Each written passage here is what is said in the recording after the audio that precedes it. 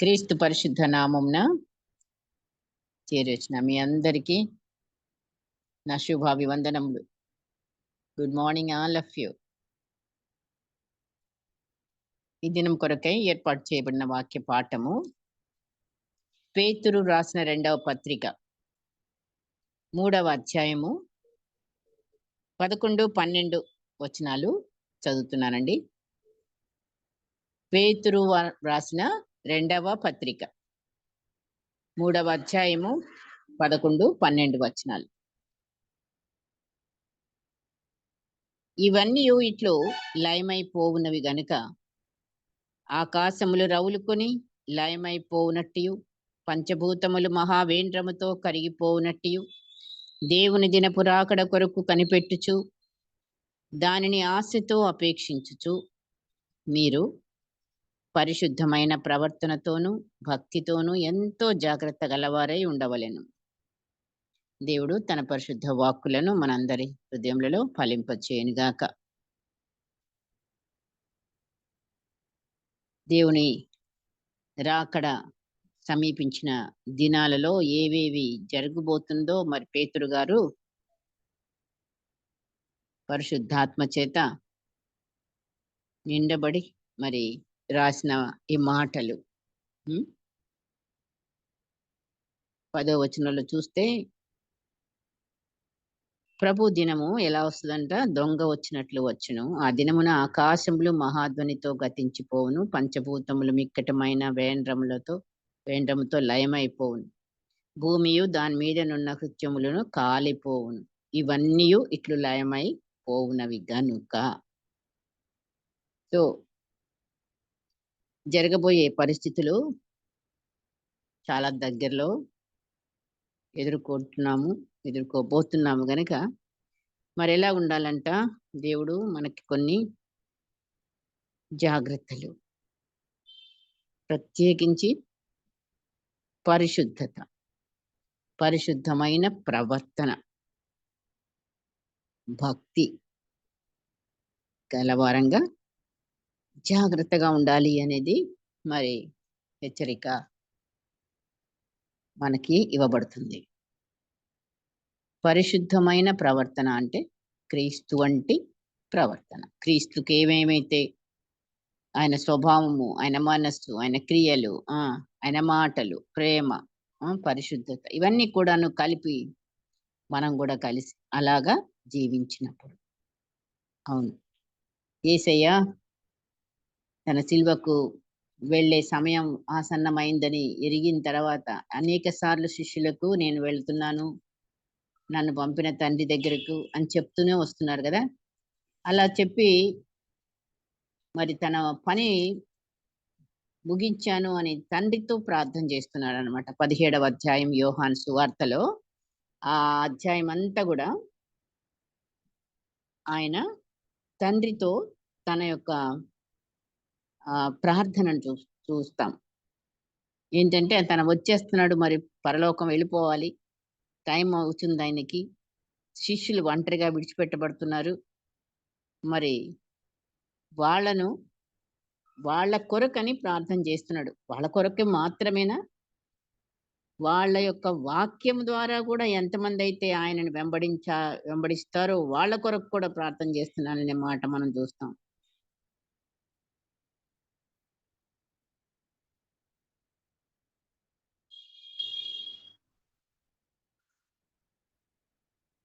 ఆ మాట కూడా ఈ 17వ అధ్యాయంలో మనము చూస్తాము.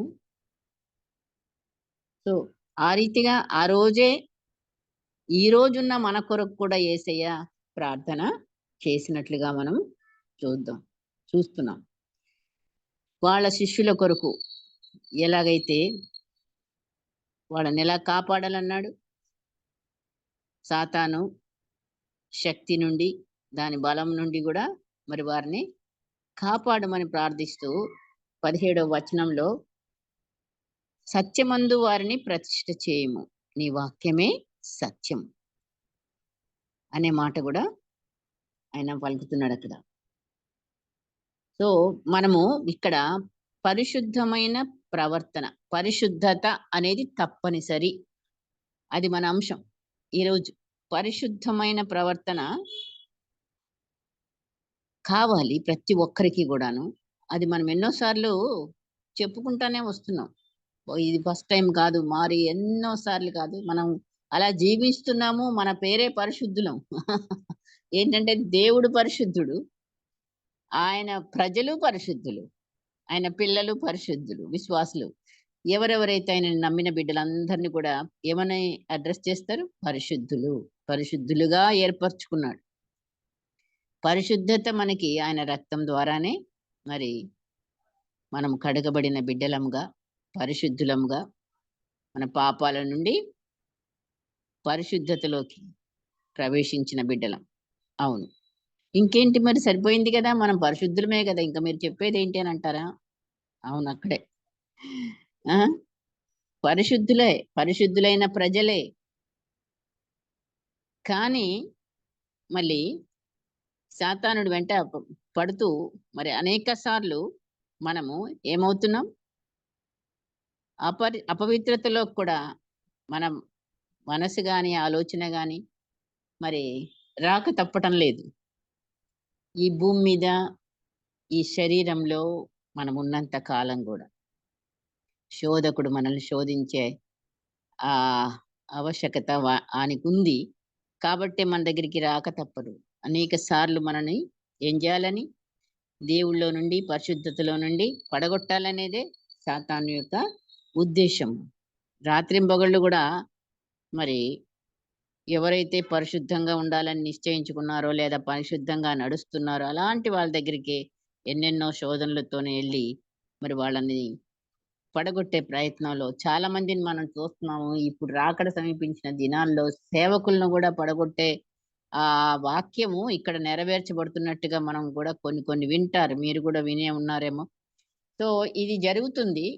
కానీ మరి అప్పుడే మనం ఇంకా కూడా ఎలా ఉండాలి? జాగ్రత్తగా ఉండడానికి మనకేంటి? మనం ఎలాగా ఉండగలుగుతాం? ఎలా పరిశుద్ధపరచబడుతున్నాం దినదినం గూడా శుద్ధీకరించేది మనల్ని. కాబట్టి ఆ వాక్యము వారిని సత్యమందు ప్రతిష్ఠ చేయుము. నీ వాక్యమే సత్యము. వాక్యము మనల్ని అనుదినం గూడా శుద్ధీకరించేదిగా ఉంది. వాక్యం ఎలా శుద్ధీకరిస్తదండి మరి?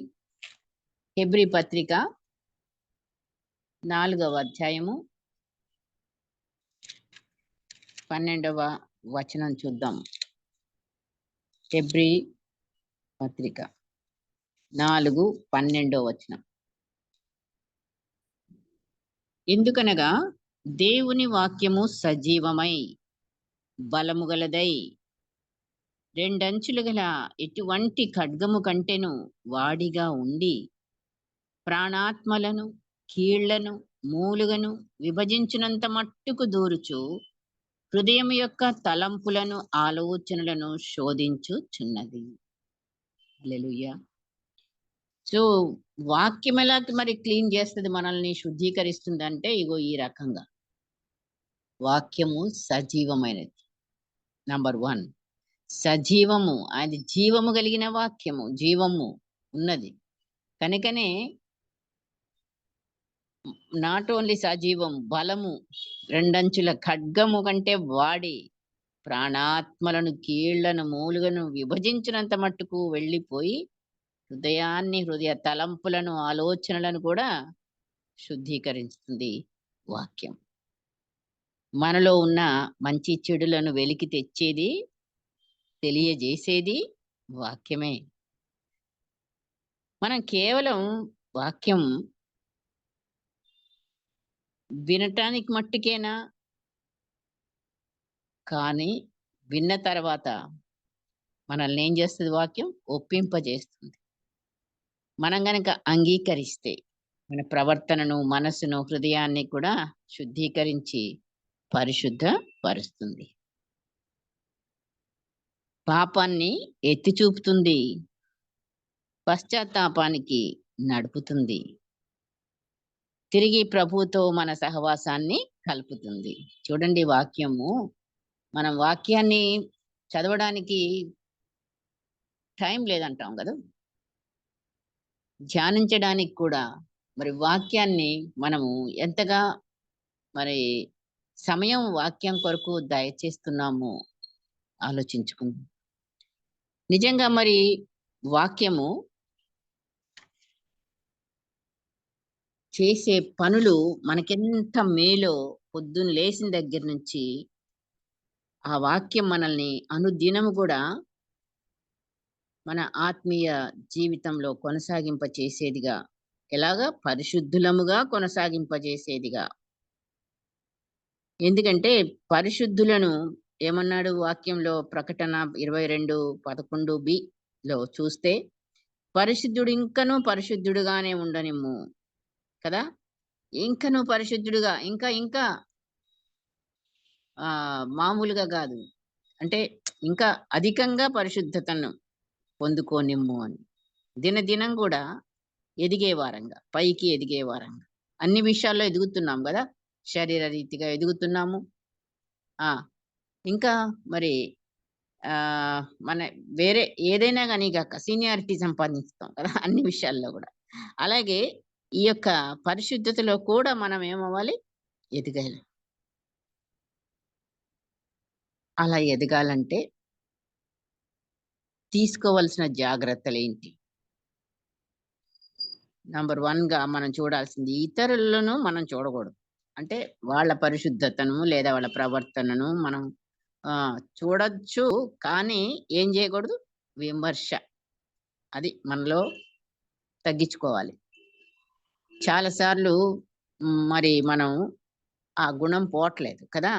ఎవరైతే ఏదో ఒక తప్పు చేసినట్టో లేతే ఏదో దాన్ని మనము చిలువలు పలువలుగా చెప్పుకోవడంలో గాని, లేపోతే విమర్శించడం గాని, ఇది సర్వసాధారణంగా మనం పడిపోయే ఒక శోధన లాంటిది. ఇతరులలో ఉన్న లోపాలే గావచ్చు. ఏదైనా గాని ఎత్తి విమర్శించే వారంగా ఉండకుండా జాగ్రత్త పడే వాళ్ళంగా. అంతేకాదు మరి వాళ్ళని మనం అడగకపోయినా గూడా వాళ్ళు ఎవరు మనల్ని అడగలేదనుకోండి. అయినా గాని మనం తీర్పు తీర్చే బిడ్డలంగా గూడా కొన్నిసార్లు ఉంటాం. అలా చేయకూడదు, ఇలా చేయకూడదు, ఇలా ఆ! కొన్ని తీర్పు తీర్చడం గూడా మనం ఏం జేయాలి? మానుకోవాలి. కానీ ఏం జెయ్యాలి? మనల్ని మనమే ఎప్పటికప్పుడు మనలోనికి మనం చూసుకొని బిడ్డలంగా ఉండాలి. అలా ప్రారంభించుకోవాలి. మన వ్యక్తిగత పరిశుద్ధతను కాపాడుకునే ఈ ప్రయత్నంలో మనమంట అలసిపోకూడదు. ఆ! అలసిపోతున్నామా?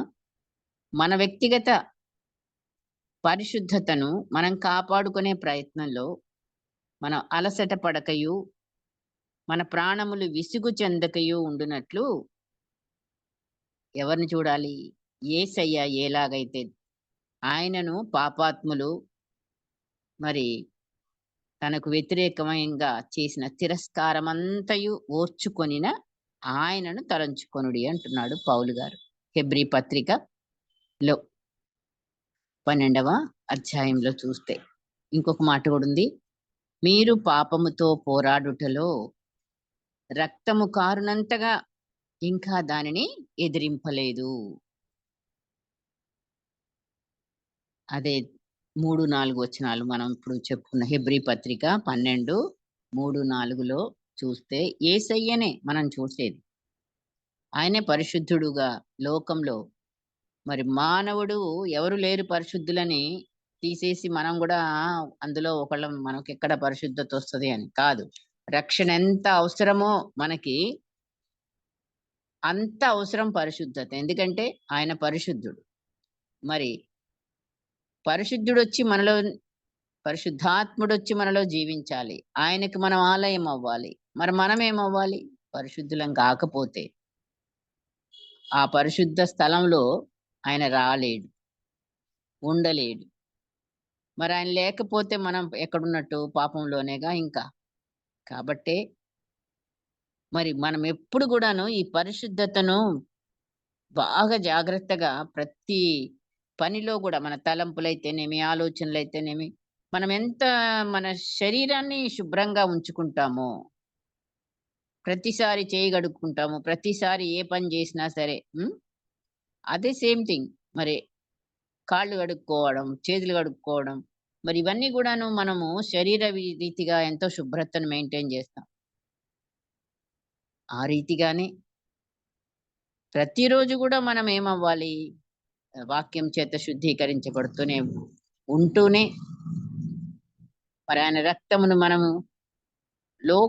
కడగబడిన వారంగా జ్ఞాపకం చేసుకుంటూనే మన యొక్క పరిశుద్ధతలో మనం కొనసాగే బిడ్డలంగా ఉండాలి అన్నది.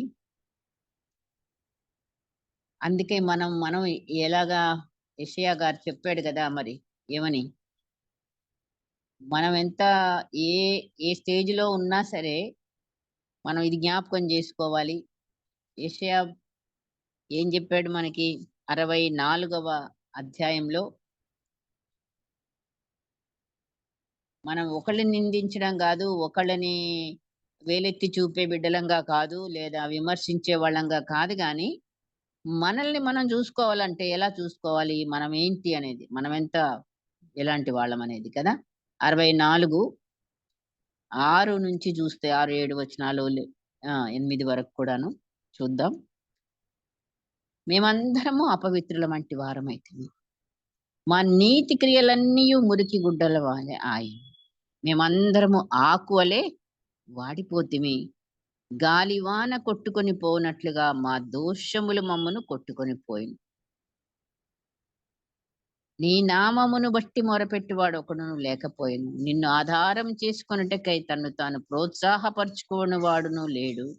నీవు మాకు ముఖము చాటు చేసుకొంటివి. మా దోషముల చేత నీవు మమ్మను కరిగించి ఉన్నావు. యెహోవా, నీవే మాకు తండ్రివి. మేము జిగట మన్ను, నీవు మాకు కుమ్మరివాడవు. మేమందరము నీ చేతి పని అయి ఉన్నాము. యెహోవా అత్యధికముగా కోపపడకమని ఇంకా కంటిన్యూ చేస్తే అదంతా గూడాను మరి మనము దేవుని దగ్గర మరి మొరపెట్టుకుంటున్నాం. అంటే ఏ రోజుకి ఆ రోజు మన దోషములు మరి ఈ యొక్క ఏ రీతిగా అయినా సరే మనం ఏమవుతున్నాము? అపవిత్రత అనేది, డస్ట్ అనేది మన మీద పడుతుందా లేదా? అంత నీట్‌గా చేసినా సరే ఎక్కడి నుంచి వస్తదో తెలీదు మనకి. కానీ డస్ట్ అనేది మనకి వస్తనే ఉంటది. అలాగే మన పాపములు గూడాను మనతో మరి మనం పరిశుద్ధులంగా పిలువబడుతున్నాము, పరిశుద్ధులంగా చేయబడ్డాము. మరి ఆయన నివసించే పట్టణమే పరిశుద్ధ పట్టణం. అంటే ఈ భూమి మీద మరి యెరూషలేము పట్టణానికి ఒక పేరు పరిశుద్ధ పట్టణం అని పేరు. అవును. ప్రజలు పరిశుద్ధులే. అన్ని పరిశుద్ధతనే. ఆయన మందిరం పరిశుద్ధమైన మందిరం. ఆయన సింహాసనం పరిశుద్ధ సింహాసనం. ఆయన ఆజ్ఞలు పరిశుద్ధమైన ఆజ్ఞలు. ఆయన మాటలు పరిశుద్ధమైన మాటలు. మొత్తం అంతా ఆయన చూపులు పరిశుద్ధమే. సో, ఆ రీతిగా మరి మనమెప్పుడు కావాలి? అందుకే ఈ పరిశుద్ధతను చాలా ప్రాముఖ్యంగా మనం తీసుకోవాలి. సీరియస్‌గా తీసుకోవాలి. ఇక మనమేం పరిశుద్ధులమవుతామండి? కాలేమనే మాట కాదు సుమా. ఎందుకంటే ఆయన ఎందుకంటాడు? నేను పరిశుద్ధుడిని, మీరు గూడా పరిశుద్ధులై ఉండుడి అని ఎందుకన్నాడు? మనం చేయగలం గనక. అందులో మనం చూస్తున్నాం. మనకు దాటిపోయిన వాళ్ళెందరో మరి పరిశుద్ధులుగా జీవించిన వాళ్ళున్నారు. కరెక్టే. సో, వాళ్ళేం మనుషులే. వాళ్ళు పొరపాట్లు చేసిన వాళ్ళే. కానీ ఏమైంది?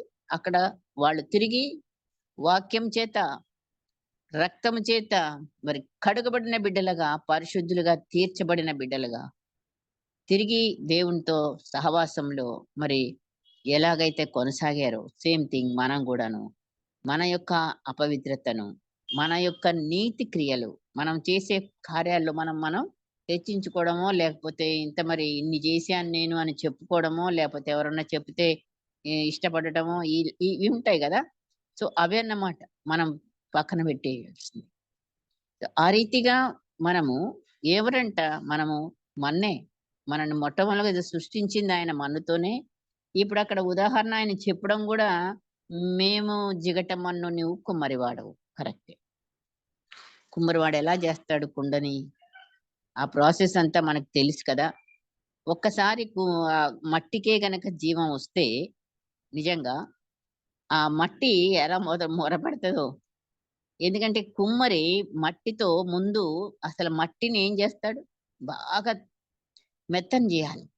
దాంట్లో తొక్కి, తొక్కి, తొక్కి దాన్ని మెత్తని జేసేటప్పుడు ఏమవుతది, అది సాఫ్ట్‌గా అవ్వాలంటే దానిలో ఉన్న రాళ్ళన్నీ గూడా ఏరి పారేస్తాడు.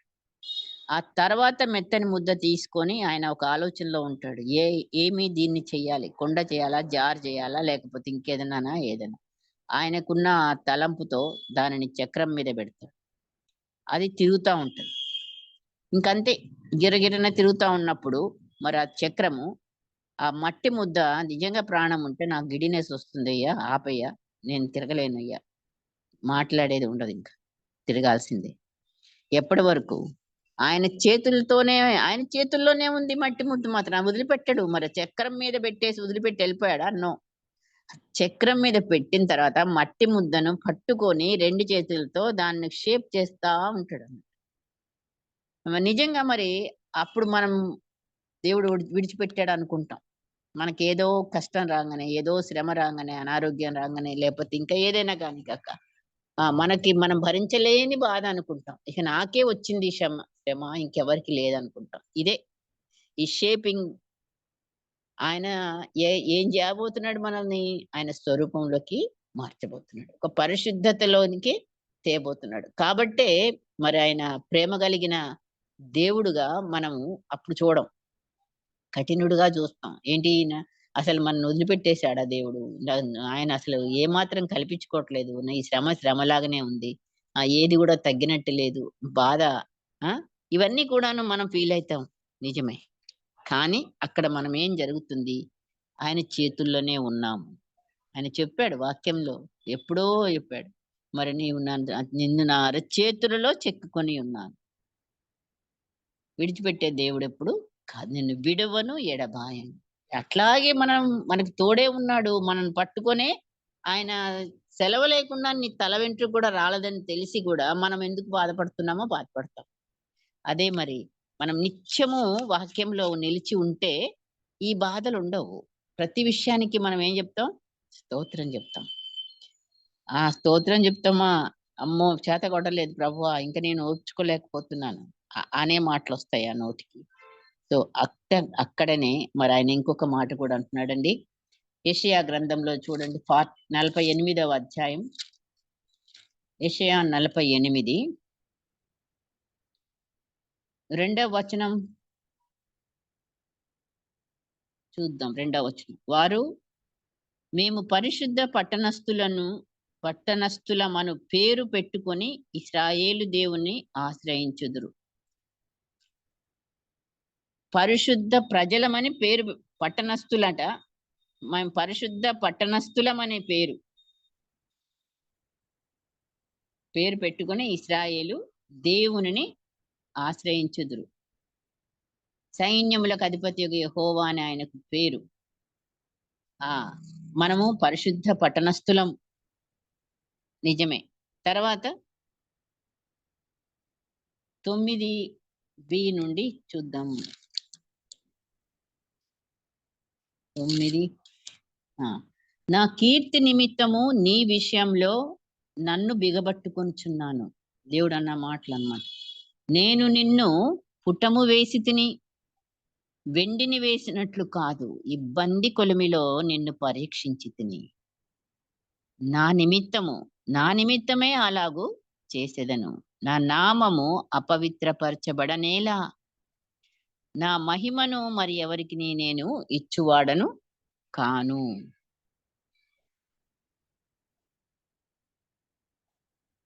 దేవుడంటున్నాడు మాటలు. నిజంగా మరి నా కీర్తి నిమిత్తము ఏం చేస్తున్నాడాయన? నీ విషయంలో నన్ను బిగబట్టుకొనుచున్నాను. దేవుడు కొన్ని మన గురించి తనను తాను బిగబట్టుకుంటున్నాడంట. ఎందుకంటే మన వల్ల మనకి ఆహ్, ఆహ్, ఆయనకొచ్చే కీర్తి పోగూడదు. ఆ కీర్తి ఎలాగుండాలి. కాబట్టి మనల్ని వెంటనే మరి అప్పగించకుండా లేదా శిక్షించకుండా ఆయన ఎలా కాపాడుతున్నాడో, ఎలా కవర్ చేస్తున్నాడో, మళ్ళీ పుట్టము వేసి తిని అంటున్నాడు. వెండిని వేసినట్లు కాదు ఇబ్బంది కొలమిలో నిన్ను పరీక్షించితిని. కుండ ఎలాగవుతదండి లాస్ట్‌కి? ఇప్పుడు చేతులతో చేసి చేసి మట్టితోని అది అయిపోయిన తర్వాత ఆగుద్ది చక్రం. మరి అది ఆ పాత్ర అయింది. అయిపోయిందా? వాడకానికి పనికొస్తదా? కాదు. వెంటనే ఏం చేస్తాడాయన? దాన్ని తీసుకెళ్ళి మళ్ళీ అగ్నిలో వేస్తాడు మంటలో. అది కాలాలి. అప్పుడది వాడబట్టానికి ఉపయోగపడుతుంది. అలాగే మనల్ని కూడాను రక్షించబడ్డాము. పరిశుద్ధులమని ఆయన రక్తం చేత కడుగబడ్డాము. పాపాలు పోయాయి. క్షమించబడ్డాయి. అర్హులమయ్యాము. కుమార్తెలం, కుమారులంగా పిలువబడుతున్నాము. ఇప్పటి నుంచి ఏం స్టార్ట్? పరీక్షలు స్టార్ట్. సో, అదన్నమాట. ఇప్పుడు ప్రతిరోజు గూడాను మరి మనము శుద్ధీకరించబడుతూ, పవిత్రీకరించబడుతూ ఆయన స్వరూపం రావాలి. అప్పటిదాకా తప్పదు మరి. కనుకనే ఈ పరిశుద్ధతలో మనము ఎదగడానికి. అందుకే పరలోక ప్రార్థన యేసయ్య నేర్పించాడు. పరలోకమందున్న మా తండ్రి ఆ! Next line. నీ నామము పరిశుద్ధపరచబడునుగాక. ఎక్కడ? మాయందు, నాయందు అనుకోవాలి. ఈ భూమి మీద నీ నామము పరిశుద్ధపరచబడవాలి. నా వలన లేదా నా యందు, మా యందు అప్పుడే పరిశుద్ధపరచబడుతుందా? అపవిత్రపరచబడుతుందా? ఆయన నామము. ఏ ఏ విషయాల్లో మనం ఆయనకి కీర్తిని తీసుకొనొచ్చే బిడ్డలంగా ఉన్నాము. సో, ఆయన నామము పరిశుద్ధమైన నామమే. ఆయనని మనం ఏం చేయాలి? మన మన ద్వారా ఆయన నామము పరిశుద్ధపరచబడాలి. అపవిత్రపరచబడనేలా అంటున్నాడు. నా నామము అపవిత్రపరచబడనేలా. నో. మన వల్ల ఆయనకి అపవిత్రతను మన పిల్లలే ఏదైనా పని చేసి లేకపోతే ఫెయిల్ అయితేనో ఏమంటారు? మా మా పేరు కొట్టేసినావు కదరా! మాకు అవమానం తెచ్చావు గదా! అని అంటాం. అవును. తల్లిదండ్రుల పేరు పోవటమో, లేపోతే అవమానపరచబడడమో ఆ! ఎక్కడ? పిల్లలు సరిగ్గా లేనప్పుడు, వాళ్ళేదైనా ఒక తప్పులో పడ్డప్పుడు, మనకి తల ఎత్తుకోవడానికి వీలు ఉండదు. అట్లాగే దేవుడు కూడా. మళ్ళీ మనం అపవిత్రులంగానో, మరి ఏ కార్యమైనా ఆయనకి పనికిరాని కార్యంలో మనం ఉంటే, ఆయన నామం ఏమవుతది? అపవిత్రపరచబడుతుంది మన ద్వారా. కాబట్టి ప్రతి విషయంలో మరి పరలోకమందున్న మా తండ్రి నీ నామము పరిశుద్ధపరచబడుగాక. నా యందు, మా కుటుంబంలో, మా ఈ భూమి మీద లేదా మా ద్వారా నీ నామం ఎప్పుడు కూడా ఏం కావాలి? పరిశుద్ధపరచబడాలి. అవును. కీర్తనకారుడు 119వ కీర్తనలో చూడండి. 119వ కీర్తన 25వ వచనం. నా ప్రాణము మంటిని హత్తుకొనుచున్నది.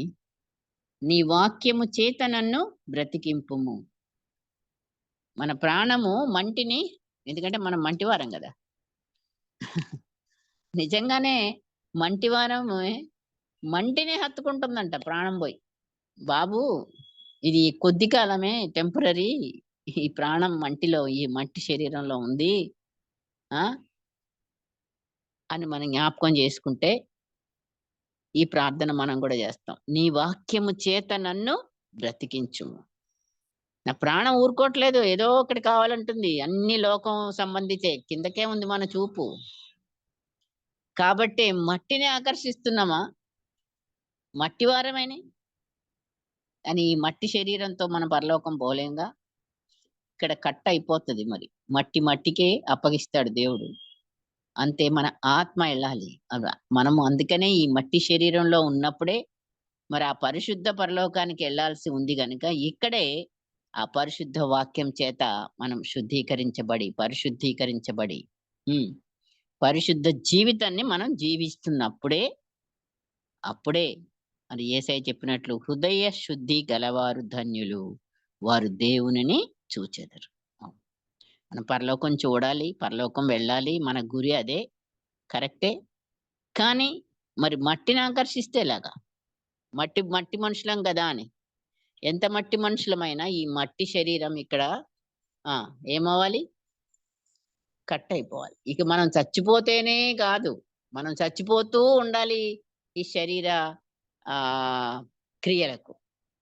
అన్నిటికి చచ్చిపోతూ ఉండాలి. ఇప్పుడు సిలువ ధ్యానంలోకెళ్ళిపోయే రోజులు గూడా మనకొచ్చేసినాయి గనక, ఇంక ఒక్కొక్కటి, ఒక్కొక్కటి సిలువ వేస్తూ, సిలువ మీద ఏమయ్యాడు యేసయ్య? చనిపోయాడు. సో, మనలో కూడాను సిలువలో ఒక్కొక్క ఆ చెడు ఏదైతే మనము ఉండకూడదో మనలో, దాన్నేం జేయమన్నాడు? శరీర కార్యాలని చంపివేయుడి అని ఉంది మాటలో. సో, చంపాలి. ఇక్కడే ఈ మట్టి శరీరానికి మనము ఎక్కువ ప్రాధాన్యత గాకుండా. ఎందుకంటే మనం జీవించుచున్నాము. ఇవ్వాలి కొంతవరకు. కావాలి మరి. ఆత్మ జీవించుకుంటూ ఉండాలి కదా! అందుకొరకు. ఈ శరీరంతో చేయాల్సిన మరి కార్యాలు దేవుని కొరకు చేసే పనులున్నాయి. వాటిని చేయడానికి, ఉపయోగించడానికి శరీరాన్ని దేవుని క్రియలకు, దేవుని పరిశుద్ధ కార్యాలకు వాడబడేదిగా ఉండటానికే మనము ఉన్నాం. పరిశుద్ధంగా మనం జీవిస్తున్నట్లుగా నలుగురి ఎదుట మనం నిరూపించుకోవాల్సుంది ఈ లోకంలో. ఎవరా నలుగురు? నంబర్ 1 దేవుని ఎదుట. దేవుని ఎదుట మనం పరిశుద్ధులమని నిరూపించుకోవాలి. ఆయనకు తెలీదా? తెలుసు. కానీ నిరూపించుకోవాల్సింది నువ్వు నేను. ఎట్లాగా? యోబు చెప్తున్నాడు గదా! యోబు గ్రంథం చూస్తే 10వ అధ్యాయంలో యోబు 10, 6, 7 వచనాలలో యోబు అంటున్నాడు, దేవుడితో మొరపెట్టుకుంటున్నాడు. నేను దోషిని కాననియు, నీ చేతిలో నుండి విడిపింపగలవాడెవడును లేడనియు నీవు ఎరిగియుండియు, నీవేళ నా దోషమును గూర్చి విచారణ చేయుచున్నావు? నా పాపమును ఎలా వెతుకుచున్నావు? అని దేవుని ఎదుట యోబు చెప్పేంత ధైర్యం వచ్చింది యోబుకి. నేను దోషిని మొదటి మాట ఏమన్నాడు? నేను దోషిని కాననియు. అంత ధైర్యం ఉందండి యోబుకి. దోషిని కాను అని ధైర్యంగా దేవుడితో చెప్తున్నాడంటే, దేవుడు అక్కడ మరి ఖండించలేదు. లేదా మరి సాతాన్ని అడిగాడు గదా! యోబు మొదటి అధ్యాయంలోనే 8వ వచనంలో సాతానుతో ఒక మాట పలికాడు దేవుడు. నా సేవకుడిని ఆహ్, విషయం ఆలోచించావా అని అంటాడు చూడండి. 8వ వచనం. మొదటి అధ్యాయం 8. అందుకు యెహోవా సాతానుతో అన్నమాట. నీవు నా సేవకుడైన యోబు సంగతిని ఆలోచించితివా? అతడు ఎవరు? యథార్థవంతుడును, న్యాయవంతుడునై దేవునియందు భయభక్తులు కలిగి చెడుతనమును విసర్జించిన వాడు భూమి మీద అతని వంటి వాడెవడు లేడు అని ఎంతో చక్కని మరి సత్యాన్ని చెప్పాడు దేవుడు సాతానుతో. అందుకే యోబు అంత కరేజియస్‌గా మరి దేవుని ఎదుట నేను దోషిని కానని నీకు తెలుసు. అయినా దోషాలు వెతుకుతున్నావు. అనే మాట అన్నాడంటే నిజంగా మరి ఆయనకెంత అంటే ఆహ్, స్థిరత్వంగా మాట్లాడుతున్నాడు. తనకు తెలుసు ఆయన ఎవరనేది. దేవుని ఎదుట అంత ధైర్యం నీకు నాకు ఎప్పుడో రావాలండి? ఆలోచించుకుంటే నిజంగా మరి అంతటి గొప్ప సాక్ష్యాన్ని దేవుడే స్వయాన నోరారా పలికాడు. మరి దేవుడు మనల్ని బట్టి గూడా అలాంటి సాక్ష్యము పలకాలంటే నిజంగా ఆలోచిస్తే అందులో ఒకటన్నా కరెక్టా అనేది మనం ఒక్కొక్కటిగా మనం జమ జేసుకోనటానికి మనమేం జేయాలి? గొప్ప కృషి జేయాలి. అవును. దేవుని ఎదుట నిలవడానికి మనకు ధైర్యం గావాలి.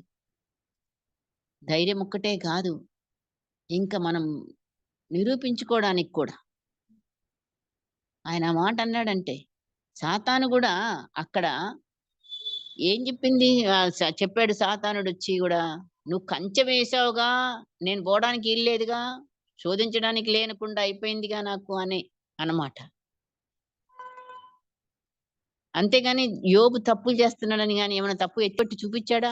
సాతానుడు అస్సలే సాతానుడు ఎవరయ్యా అంటే, పొద్దున్న లేస్తే మనల మీద ఆయన ఏం చేసేవాడు? కంప్లెయింట్స్ ఇస్తా ఉంటాడు. ఇదిగో ఈ ఈ పలానా తప్పు, ఈ పలానా తప్పు, ఇవన్నీ చేసింది ఈ ఈ వ్యక్తి అని. అట్లాంటి సాతాను ఒక్క తప్పు గూడా యోబు మీద చూపించడానికి లేదు మరి అక్కడ. నిజమే. సో, దేవుని ఎదుట నిలబడే ఆ యొక్క శక్తి యోబు సంపాదించుకున్నాడు. దేవుని నుండి సాక్ష్యం సంపాదించుకున్నాడు.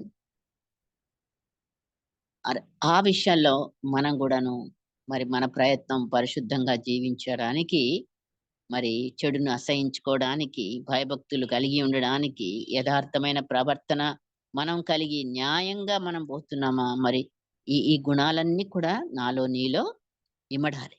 రెండోదిగా మనుషుల ఎదుట మనం నిరూపించుకోవాలి. ఎగ్జాంపుల్ మనకెవరున్నారు? దానియేలుని చూస్తే. నిజమే. 6వ అధ్యాయం 7-10 చూస్తే రాజాజ్ఞ వచ్చిందొకటి.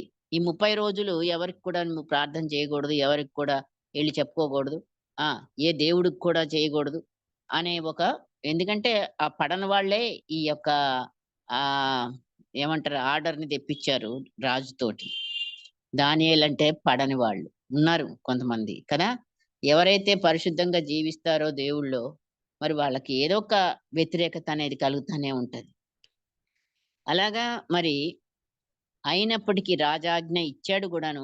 బట్ 3 సార్లు మోకాళ్ళూని ఆయన యెరూషలేం తన ఇంటిలో కిటికీలు తెరిచి యెరూషలేం తట్టు తెరవబడగా ఆయన దేవుణ్ణి ప్రార్థన చేస్తూ, స్తుతిస్తూనే వచ్చాడు. మరి ఫలితంగా ఏమైంది? సింహం గుహలోకెళ్ళాల్సొచ్చింది. ఏం పర్వాలేదు. చచ్చిపోవడానికైనా సిద్ధమే గాని దేవుణ్ణి మాత్రం నేను విడిచిపెట్టను. ఆయన ఎదుట సో, మనుషుల ఎదుట ఎలాగున్నాడు దానియేలు? దేవుని భక్తుడుగానే ఉన్నాడు. అది గూడా మరి మనుషుల మధ్యలో మనం జీవిస్తున్నాం. సో, మన వెనకాల ఏం మాట్లాడుతున్నారు మనుషులు మనని గురించి? అదే మన సాక్ష్యం. కదా! కాబట్టే మనుషుల ఎదుట గూడా మనం ఎలా ఉండాలి? పరిశుద్ధంగా జీవిస్తున్నామా? లేదా? మరి దేవుడిని వదిలిపెట్టామా? సో, నిర్దోషిగా మనుషుల ఎదుట మనం ఉండడానికి మన ప్రయత్నం మనం చేయాలి. మూడోదిగా మన ఎదుట మనమే ఇది మరి బావుంది. మన ఎదుట మనమే అంటే నాలో నుండి నేనే ఏమవ్వాలి? బయటికి రావాలి కాసేపు. నన్ను నేనుగా ఇక్కడుండి నాలో నుంచి నేను బయటికొచ్చి నన్ను చూసుకోవాలి. మనలో ఉన్న పరిశుద్ధతను బట్టి మనం తృప్తి చెందగలమా? ఓహ్! ఐ యామ్ ఆల్ రైట్ అని అనగలవా? ఇప్పుడు చూస్తే నేను నీవుగానే నన్ను నేనుగానే చూసుకొని అట్టి నిజాయితీ యథార్థ హృదయంతో మనం పరీక్ష చేసుకోవాలి మనల్ని. నిజంగా మనం యథార్థంగా ఉన్నామా? నేను అలా అలా ఉన్నానా? పరిశుద్ధంగా ఉన్నానా? నాలో ఏం లేదా చీకటి? నాలో ఏమి చెడు ఆలోచన గాని, లేకపోతే ఏదో ఒక్కటి దేవుడికి పనికిరానిది ఉన్నదా? అది మనం చూసుకోవాలి. మనలో మనం గూడా మంచి మనస్సాక్షిని మించింది మరొకటి లేదు మరి. కదా! మనకందరికి దేవుడిచ్చాడు మనస్సాక్షి. మనస్సాక్షి ఏం జేస్తది? మనల్ని గద్దిస్తాం. మనస్సాక్షి మనల్ని ఆ! అన్నీ అటెళ్ళొద్దు, ఇటెళ్ళొద్దు, ఇది తప్పు, కాదు అనేది మనస్సాక్షి మనల్ని అందుకనే మంచి మనస్సాక్షి మనకు కావాలి. యోహాన్ అంటున్నాడు మొదటి యోహాన్ పత్రిక 1:8లో మనము పాపము లేని వారమని చెప్పుకునే యెడల మనల్ని మనమే మోసపుచ్చుకుందుము. అన్నీ నాయి రైట్‌లే అని నేను చెప్పడం ఎంతవరకు? కాబట్టే మనలో అప్పుడు సత్యం లేదు. కనుకనే మనం ఒప్పుకుంటూనే ఉండాలి. ఏదో ఒక గాలి, ఏదో ఒక డస్ట్ మనని వచ్చి మన మీద పడతానే ఉంటది. అవును ప్రభా! కాబట్టి సత్యంతో మాట్లాడడం మనం ఏం చేయాలి? అభ్యాసం. దావీదు ఉదాహరణకు తీసుకుంటే మరి తాను చేసిన వ్యభిచార పాపం, హత్య ఈ 2 గూడా చేసి సంవత్సరం పాటు నిశ్శబ్దంగా ఉన్నాడు. ఆ! అది ఎప్పటిదాకా? మళ్ళీ ప్రవక్త దేవుడు పంపించి తన తప్పును ఎత్తి చూపించేదాకా దావీదు గారు ఏమనుకుంటున్నాడు తనలో తాను అంటే ఇప్పుడు మనం అదేగా మాట్లాడుకుంటున్నాం. మనలో మనం చూసుకోవాలి. మనలో మనం తప్పుల్ని ఎన్నుకోవాలంటే దావీదుకి కూడా ఎపాటో మూలకుంది. నేను చేసింది పొరపాటే అని. కానీ ఎలా కవర్ చేసుకుంటున్నట్టు తనలో తాను నేను రాజుని. నేనెవరితోనైనా సంతోషించొచ్చు. నాకు ఆ హక్కుంది. నాకు ఆ ప్రివిలేజ్ ఉందని ఆయన మరి అని చేసిన ఆ యొక్క వ్యభిచార పాపాన్ని ఆయన సమర్థించుకుంటున్నట్టుగా.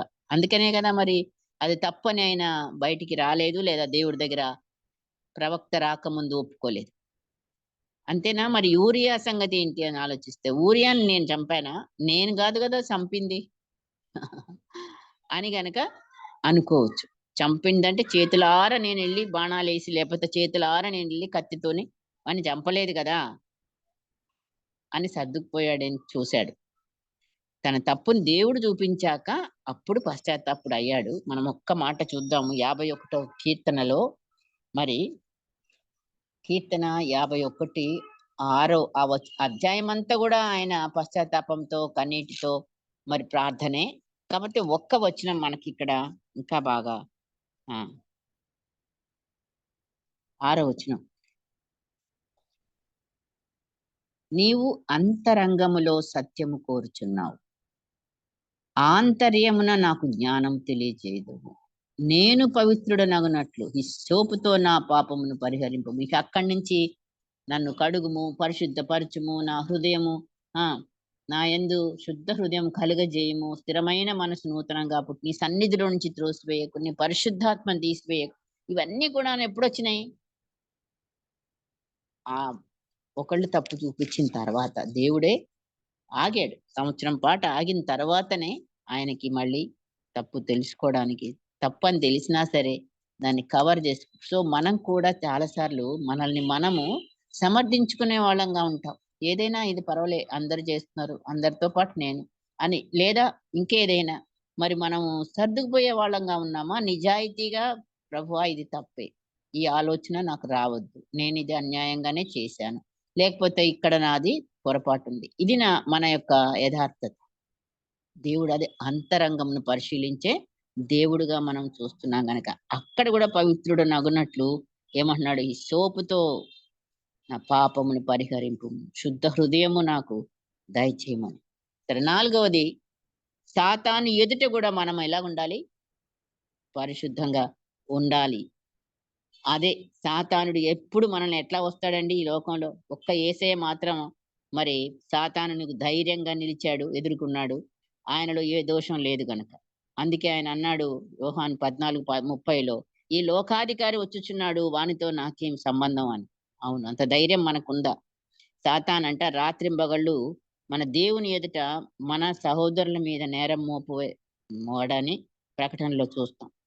మన విరోధైన అపవాది గర్జించు సింహం వలె ఎవరిని మృంగుదునానొస్తున్నాడు. మరి అదే వాడు చేసే వాని ఎదుట మనం ఎలా ఉండాలి? పరిశుద్ధంగా జీవించే బిడ్డలంగా మరి మనం అక్కడ వానికి కూడా తెలియాలి. అందుకే తప్పిపోయిన కుమారుడు యొక్క తండ్రి ఏమన్నాడు? తప్పిపోయిన కుమారుని యొక్క తండ్రి 15 లూకాలో మరి నా కుమారుడు చనిపోయి బ్రతికెను. అవును.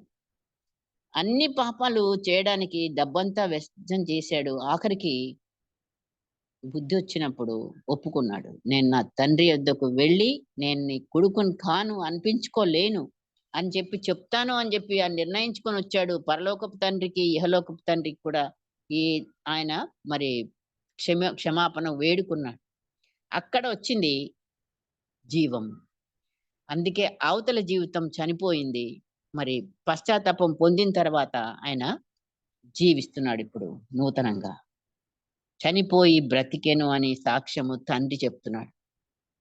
ఆ తర్వాత ఆయనకన్నీ గూడా మంచి జరిగింది కరెక్టే. మనం ఈ రీతిగా మన పరిశుద్ధతను కొనసాగించుకునే బిడ్డలంగా ఉండడానికి పరిశుద్ధాత్మ దేవుడు మనకు సహాయం చేయునుగాక ప్రార్థన చేసుకుందాం.